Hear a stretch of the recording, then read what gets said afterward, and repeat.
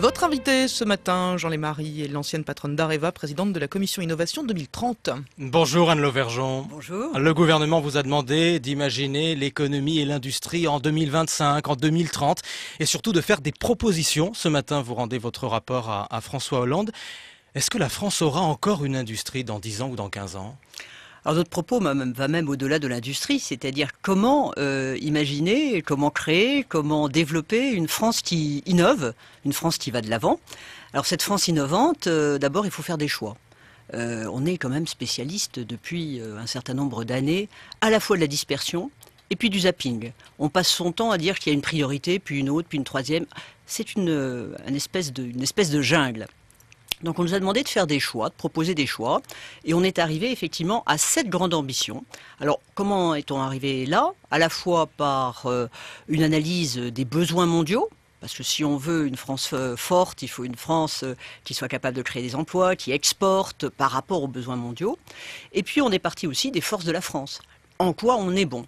C'est comme ça qu'on est arrivé à ces 7 ambitions. Et vous allez nous donner des exemples. Mais si je vous pose la question de l'avenir de l'industrie française, c'est parce qu'on a en tête ces chiffres stupéfiants. 750 000 emplois perdus en 10 ans. Alors imaginez l'avenir dans 10 ans ou dans 15 ans, ça semble difficile. Jean Pisani-Ferry, par exemple, qui est commissaire à la stratégie, décrivait l'autre jour une France plus vieille, plus petite, moins riche.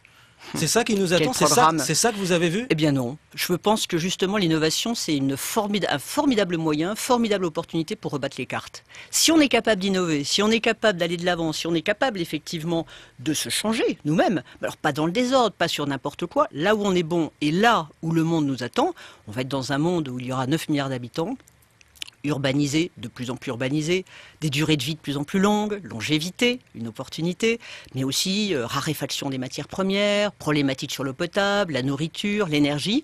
Eh bien voilà, nous on est parti de là et on s'est dit, bon, qu'est-ce qu'on peut proposer? Et alors donnez-nous quelques exemples qu'on soit vraiment parlants, qu'on voit ce que vous avez pu imaginer. Le stockage de l'énergie.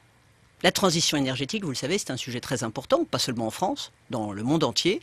Quelle énergie pour demain? On ne peut pas développer les renouvelables, on ne peut pas imaginer des mix énergétiques dans l'avenir si on n'est pas capable aussi de savoir stocker l'énergie. Les entreprises qui sauront faire ça, les pays qui sauront maîtriser ce sujet, ont une arme fantastique dans l'avenir. Qu'est-ce que c'est stocker l'énergie, par exemple? Stocker l'énergie, c'est savoir, par exemple, stocker l'électricité. Ça veut dire qu'on doit régler la problématique des batteries. Comment faire des batteries plus efficaces? Comment pouvoir prendre du solaire, de l'éolien? Vous savez, le vent, le soleil, c'est intermittent. Le soleil, c'est le jour, pas la nuit. Le vent, c'est les éoliennes, ça marche 25% du temps. Or, ce matin, dans ce studio, on n'est pas en train de se préoccuper de savoir s'il y a assez de vent pour avoir la lumière et pour pouvoir parler à vos auditeurs. Ça, c'est... Et la France, par exemple, est en avance, là, sur ce terrain-là? Oui, on a à la fois des start-up extrêmement innovantes, et puis on a des grands groupes qui s'intéressent au sujet. Donc on peut, je le pense, on peut, et on doit essayer de concentrer les efforts sur ces sujets, concentrer un certain nombre de crédits, concentrer des politiques, regarder aussi de manière très pragmatique les obstacles législatifs, réglementaires, les problèmes de standards, les problèmes de normes. C'est tout un travail, je dirais, d'écosystème qu'il nous faut construire pour réussir. Quelle autre priorité voyez-vous? Alors, stockage de l'énergie, ça c'en est une. Stockage de l'énergie, recyclage des matières. Je vais vous citer 2 autres exemples très concrets. Un, dans le monde agricole, j'ai entendu ce matin ces statistiques terribles sur les suicides d'agriculteurs. Les protéines végétales. Qu'est-ce que c'est? Chimie du végétal. Nous sommes dans un monde, donc, projetons-nous dans 10 ans, dans 15 ans, 9 milliards d'habitants. Les nourrir tous. Et les nourrir tous dans une planète vivable. Planète vivable, ça veut dire que le modèle où, au fur et à mesure que les gens progressent sur le plan économique et mangent de plus en plus de viande, c'est pas un modèle qui est bon pour la planète globalement. Donc il va falloir manger tous un peu plus de protéines végétales. Mais on est formidablement placés, nous, en France. On a une agriculture qu'on connaît à force, une industrie agroalimentaire, une industrie de transformation, et puis, il ne suffit pas d'avoir des industries, il faut savoir effectivement toucher le consommateur. On a la cuisine. l'innovation culinaire. Donc faire ça, qu'effectivement, on ait envie d'en manger. clairement, pour vous, c'est une des priorités. Ça donne donc 7 domaines plus importants que les autres pour vous. Mais à la rentrée, le gouvernement, lui, a présenté 34 plans de reconquête industrielle. 34 plans d'un côté, 7 priorités maintenant. Où est la logique, Anne Lauvergeon? Tout est très complémentaire. Les 34 plans... On ne va pas avoir des dizaines de priorités, des dizaines pas de du tout. plans. Les 34 plans, c'est l'existant. Les 34 filières existantes. C'est travailler avec tout ce qui existe pour essayer effectivement de construire l'avenir immédiat. Nous sommes partis d'une approche très différente. C'est où va-t-on être dans 10 ou dans 15 ans et comment faire pour que c'est sur ces sujets essentiels, on ne se rate pas. Et vous allez lancer un concours dans quelques semaines pour les projets les plus concours innovants. mondial. Comment ça va marcher?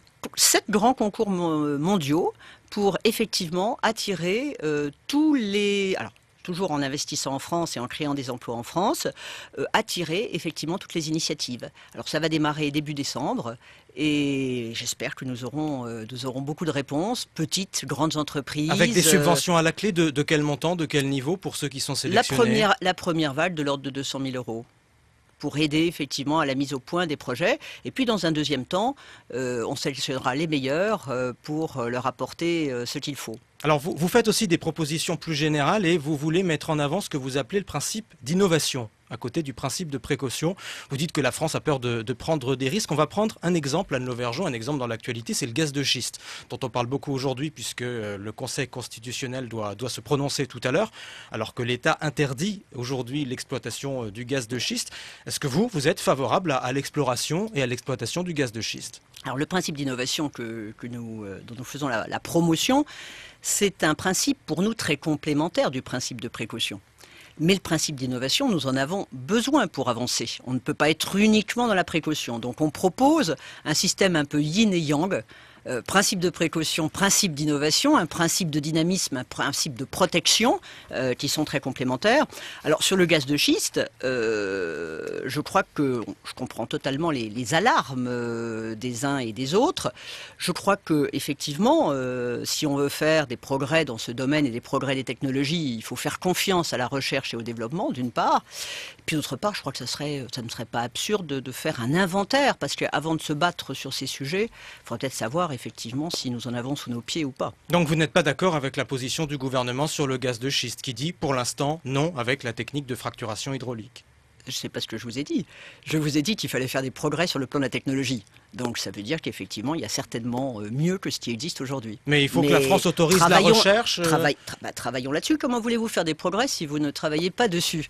Je pense qu'il est nécessaire de faire confiance effectivement à la science pour regarder si on peut faire des progrès dans ce domaine. Est-ce que vous trouvez que le principe de précaution dont vous parlez va trop loin là dans ce domaine sur le gaz de schiste? Parce qu'il y a le risque écologique est mis en avant régulièrement. Je pense que le principe de précaution est très utile dans notre société, mais qu'il ne saurait être l'unique moteur. Je pense que le moteur, ça doit être aussi un principe d'innovation où on accepte, mais de manière très encadrée, un certain nombre d'expérimentations, un certain nombre de recherches. Oui, ça me paraît un équilibre dynamique que nous devrions essayer de trouver. Qu'allez-vous devenir tous ensemble? Qu'allez-vous devenir, Anne Lauvergeon, depuis que vous avez quitté Areva, donc vous vous êtes occupée de cette commission?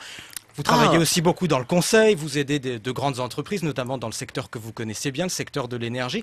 Qu'est-ce que vous allez faire ensuite? Est-ce que vous voyez à la tête d'une grande entreprise, EDF par exemple? Je me vois telle que je suis aujourd'hui, c'est-à-dire extrêmement heureuse, en développant mes petites entreprises, mais qui marchent très bien, et en même temps en essayant de servir mon pays, la France, que j'aime.